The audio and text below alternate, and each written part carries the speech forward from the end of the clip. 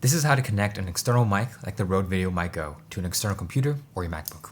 Now, I wasted so much time and money because all these different videos were telling me to buy these TRRS to TRRS adapters.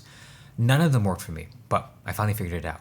All you need is this $12 USB sound card and it will work. Let me show you how it's done. First, plug it into your laptop or PC. Then, grab your mic and connect it to the mic side, which is the red hole. You're half done. Now go to Settings, click on System, then Sound. Change your input device to USB PNP. You can see under Test Your Microphone that the computer is reading the input.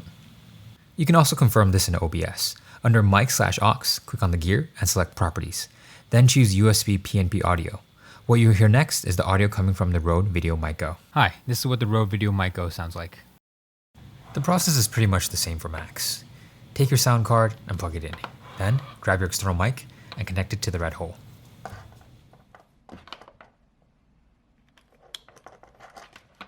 In your Mac, click on the sound button, then Sound Preferences. Go to Input and change it to USB PNP. Here's audio from the VideoMic Go. Hi, this is what the VideoMic Go sounds like. Now, I know the wire that comes with the VideoMic Go is a bit small, so I bought this 8-foot long extension off Amazon and it lets me connect my mic to my boom arm and makes things a lot easier. Alright, that's pretty much it. Links to the sound card as well as the 8-foot long extension cord are in the description below. If you found this helpful, drop a like and subscribe. Other than that, thank you guys for watching and I'll catch you for the next video.